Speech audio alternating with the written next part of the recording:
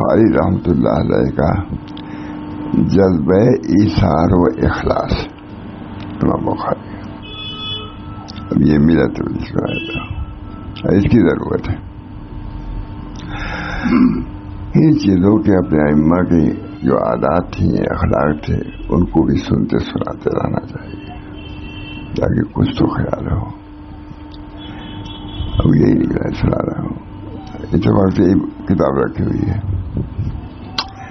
امام بخاری کا جذبہ ایثار و اخلاص. اللہ ہم سب لوگوں کو جذبہ ایثار بھی دے اور اخلاص کی دولت سے بھی مالا مال فرمائے. امام بخاری علیہ رحمہ خود تو بہت سادہ مزاج اور بے تکلف انسان تھے. امام بخاری امام کے اپنے مصارف کے بارے میں تو کرمانی کا بیان ہے کہ وہ کئی دن تو بغیر کھائے گزار دیتا تھا، بغیر کھائے گزار دیتے تھے.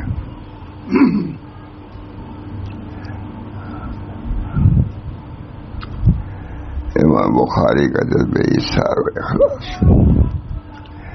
امام بخاری علیہ رحمہ خود تو بہت سادہ مزاج اور بے تکلف انسان تھے. امام کے اپنے مصارف کے بارے میں تو کرمانی کا بیان ہے وہ کئی دن بغیر کھائے گزار دیتے تھے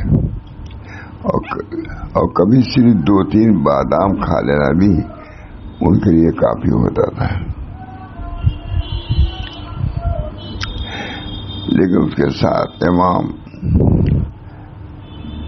خیر انسان تھے. امام خیر انسان، لوگوں میں سب سے بہتر انسان. نہ کھانے پینے سے آدمی امام نہیں ہو جاتا، یا تو نہ کھانے سے امام ہوئے.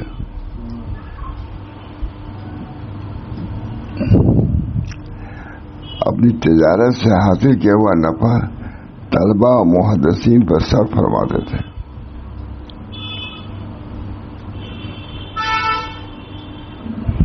مقابر کا یہی حال تھا. ہمارا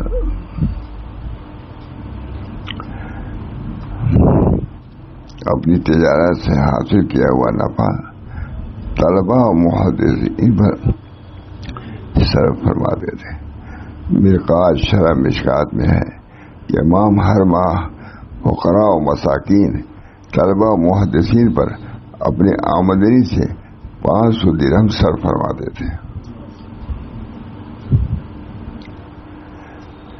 امام کی بے نفسی کا واقعہ عبداللہ ابن محمد سیارفی بیان کرتے ہیں کہ میں ایک دن امام کے مکان پر حاضر ہوا. امام بخاری کی باندی اس طرف سے گزری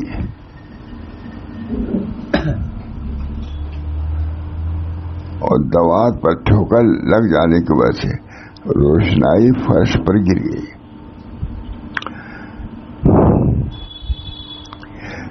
حضرت امام نے ناراضگی کا اظہار فرماتے ہوئے کہا کس طرح چلتی ہے؟ باندی کو کہا کس طرح چلتی ہے؟ باندی نے جواب دیا کہ جب کسی جانب راستہ ہی نہ ہو تو کیا کیا جائے؟ آپ سب گھیرے پڑے ہوئے کیسے میں نکلتی؟ اس نے بھی امام یہ جواب سن کر ناراض نہیں ہوئے. اسے جھڑ کے کہا تھا سب جگہ گھرا ہوا تو کیسے جائے گا؟ کیسے یہ بھی بولتا ہمارے ائمہ کی سیرت ہے. لینے کی تھوڑی سی بات پر ناراض ہو جانا، جھڑ لینا، قطع تعلق کرنا، اس سے کوئی غلطی ہو نادان وہ ہے، ناواقف ہے، برداشت کرو. جواب دیا کہ جب کسی جانب راستہ ہی نہ ہو تو کیا کیا جائے؟ بھاگنے کا. امام یہ جواب سن کر ناراض نہیں ہوئے. یہ اخلاق ہے سیرت کے، اخلاق سلف ہے نا، ان میں لکھنے رکھا کہ نہیں اخلاق سلف ہمارے حضرت کی تک ہے نا، ہے کہ نہیں بھائی؟ اخلاق سلف بادشاہ صلی اللہ علیہ وسلم کا بڑے اہتمام سے لکھا اس کو. میرے سامنے جب لکھی گئی تو ہم لوگ وہیں تھے فتح پور میں تھے، تو برادری کے لوگ تھے، کہ اس کو کتاب کو لے لو، گھر میں رکھو، تم نہیں پڑھو گے تمہارے بچے پڑھیں گے. یہ میرے سامنے کی بات ہے. اب برادری کے لوگوں سے کہا مطلب سب سے مہنگی چیز یہ کتابی زمانے میں ہر چیز سستی ہو گئی ہے. فوراً روپیہ نکالا سبسڈی ہے، لیکن 1 روپے کتاب لینے کے لیے جھانکتا کہ ہے کہ گنجائش ہے کہ نہیں. ہر کتاب کو آدمی چاہتا ہے مفت ہو جائے. جواب دیا کہ جب کسی جانب راستہ ہی نہ ہو تو کیا کیا جائے. امام یہ جواب سن کر ناراض نہیں ہوئے بلکہ ہاتھ دراز کر کے فرمایا جاؤ میں نے تمہیں آزاد کر دیا. خوش ہو گئے. ناراضگی نہیں ہوئی بلکہ اس کے ساتھ یہ معاملہ کیا. اسے سمجھنے کی بات ہے کہ اللہ تعالیٰ اسی سے کہ آدمی چند آدمی، لیکن کام بڑا ہے یہ. اللہ تعالیٰ معاف فرما دے، کوئی تعجب نہیں. ہم سب لوگ کی مغفرت فرما دے. اللہ کی بات کو سننے سنانے کے لیے جو جمع ہوئی نیت تو بہت بڑی ہے. اللہ تعالیٰ ہم سب لوگوں کو انہی باتوں کی وجہ سے بخش دے. وما ذلک علی اللہ بعزیز، اللہ کے لیے کوئی مشکل نہیں بلکہ ہاتھ دراز کر کے فرمایا کہ جاؤ میں نے تمہیں آزاد کر دیا. اس پر کسی نے امام سے پوچھا کہ اس نے تو ناراضگی کے اسباب مہیا کیے تھے. امام نے فرمایا کہ میں نے اس کے اسی کام سے اپنے کو راضی کر لیا، یعنی اپنے نفس کی اصلاح کر لی. اپنے نفس کے اس پر صبر جو کیا تو اپنے نفس کی اصلاح کی، اسے مجھ پر احسان کیا.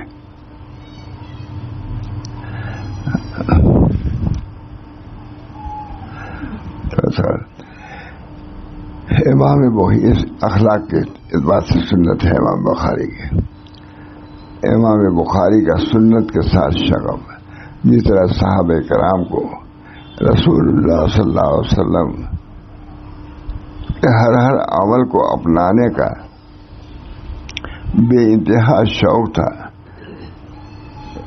اسی طرح ہر وہ انسان جس سے آپ کے ساتھ شغف خاطر ہوگا اس کو ضرور آپ کے اعمال اختیار کرنے کا بھی اشتیاق ہوگا. جس سے محبت آدمی کرتا ہے تو اس کے اخلاق کو اختیار کرنا چاہتا ہے، اس کے اخلاق کو اختیار کرنا چاہتا ہے. خصوصاً وہ حضرات جن کا شب و روز کا مشغلہ ہی علم حدیث رہا ہو.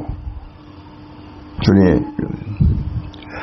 اسی کے لیے محدثین کے بارے میں مشہور ہے کہ وہ عمل بالحدیث میں پیش اسی لیے محدثین کے بارے میں مشہور ہے کہ وہ عمل بالحدیث میں پیش رہتے تھے.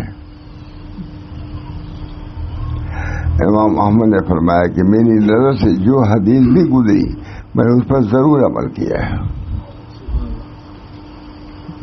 عمل کی چیز ہے کہ نہیں؟ اللہ ہم سب کو عمل کی توفیق، ہم کو بھی عمل کی توفیق. جہاں تو ہوتا ہے نرمی کا معاملہ کیا جاتا ہے، آپ دیکھتے ہیں ساتھی، لیکن بہت کمی ہے ہمارے ساتھ. وہ کہاں یہ کہاں ہم لوگ.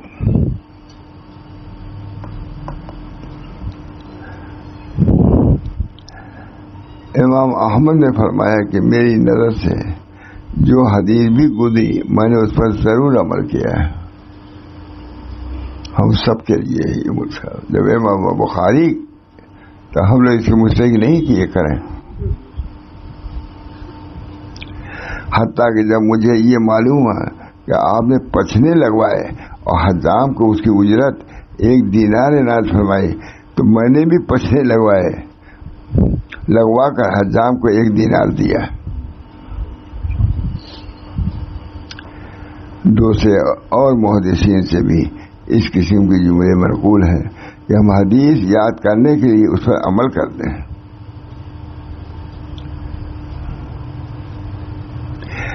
ہم حدیث یاد کرنے کے لیے اس پر عمل کرتے ہیں تاکہ وہ یاد ہو جائے. یہی مطلب عمل کی جائے. امام بخاری رحمۃ بھی عمل بالحدیث کے بارے میں بہت مستعد تھے. اللہ ہم لوگوں کو بھی توفیق دے.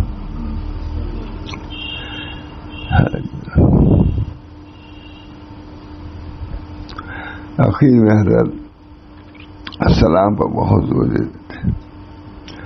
آؤ سلام کرو، مصافحہ کرو. بعد میں حضرت کے بہت خاص آدمی گئے، سلام نہیں کیا. ابھی معمولی بات نہیں ہے، آپ سمجھ جائیے. کہا تمہیں سلام نہیں کیا، جا باہر.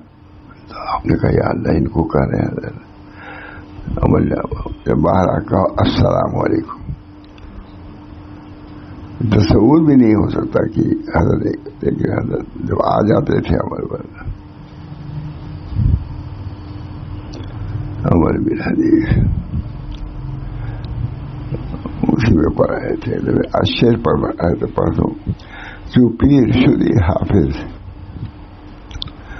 جو پیر شدی حافظ از میں کدب بے روشو رندی و حوثنا کی درحد شباب والا.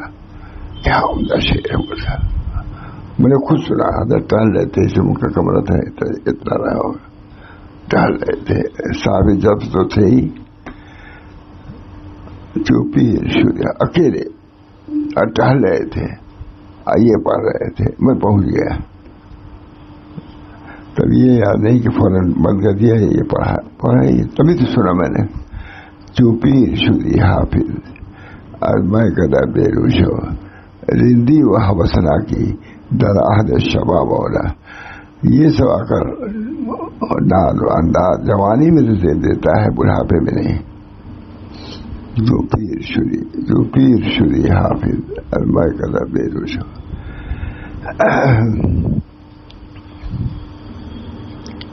دعا کیجیے اللہ تعالیٰ بزرگوں کی انہی سنتوں پر خاتمہ ہو.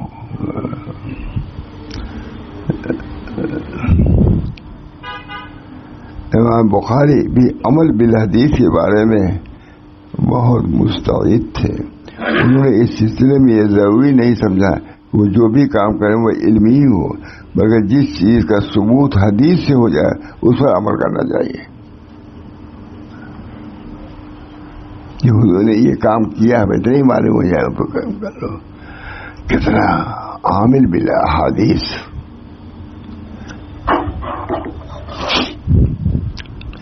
انہوں نے اس میں حسنہ کی تخلیق میں مزدوروں کے ساتھ بھی کام کیا. حضور نے مزدوری کیا ہے تو اس سنت کی ادائیگی کے لیے ایک بڑے آدمی ہو چکے تھے اندازے سے، ان بھی مزدوروں کے ساتھ کام کیا تاکہ سنت بھی ادا ہو جائے. سب چیزیں کہا. موقع آ جانے پر گھاس اور پتیوں پر بھی گزر کی. موقع آ جانے پر گھاس اور پتیوں پر بھی گزر. اور انتہائی ہے کہ نشانہ بازی کے بارے میں چونکہ فضیلت کی احادیث وارد ہوئی ہیں، اس لیے امام نے اس کی بھی کوشش کی. نشانہ بازی، تیر اندازی.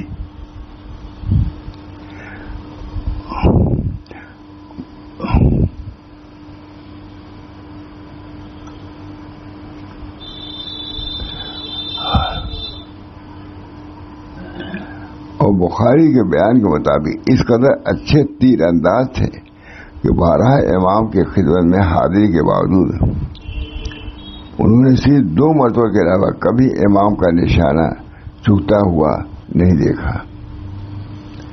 ایک مرتبہ کا واقعہ ہے کہ امام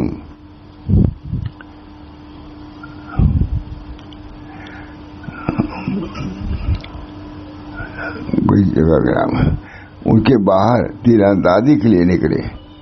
تیر اندازی شروع ہوئی تو امام کا تیر پل کے میخ پر جا لگا. پل ہی ہے، پل کو نقصان پہنچ گیا. امام سواری سے اتر گئے اور میخ سے تیر نکالی. ہمیں بتایا اور فرمایا کہ ابو جعفر تم پل کے مالک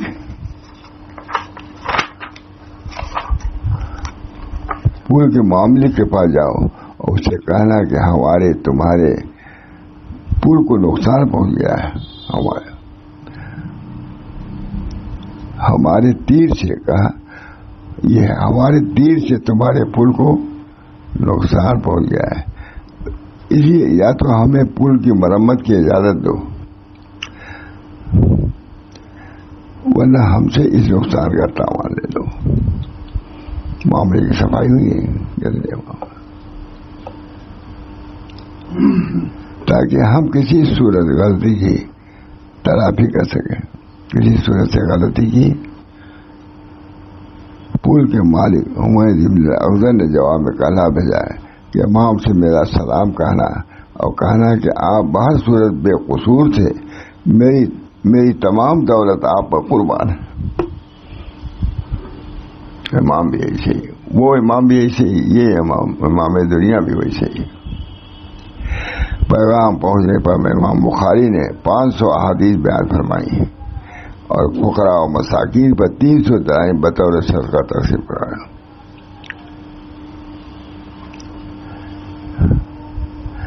امام بخاری کا شوق عبادت اس میں استقرار بس ہو گیا ہے نا۔ یوں تو امام بخاری علیہ رحمہ کی عبادت گزاری کے لیے یہی بس کیا کم ہے، ان کا ہر کام رسول اللہ صلی اللہ علیہ وسلم کی پیروی میں ہوتا تھا۔ سب سے معلوم رہنی چاہیے نہیں، لیکن اس کے علاوہ امام کا ہمیشہ کا معمول تھا کہ آخری شب میں 13 رکعت ادا فرما دیتے۔ ماہ رمضان المبارک میں ان کی رفتار فضول تر ہو جاتی تھی۔ حافظ عبداللہ حاکم کا بیان ہے کہ جب رمضان کی پہلی شب آتی تو لوگ امام کی خدمت میں جمع ہو جاتے اور امام اس شان سے انہیں نماز پڑھاتے کہ ہر رکعت میں 20 آیتوں کی تلاوت کرتے اور اس طرح رمضان شریف میں ایک قرآن کریم ختم فرماتے تھے اور پھر خود تنہا نصف شب سے لے کر سحر تک تلاوت فرمایا کرتے تھے۔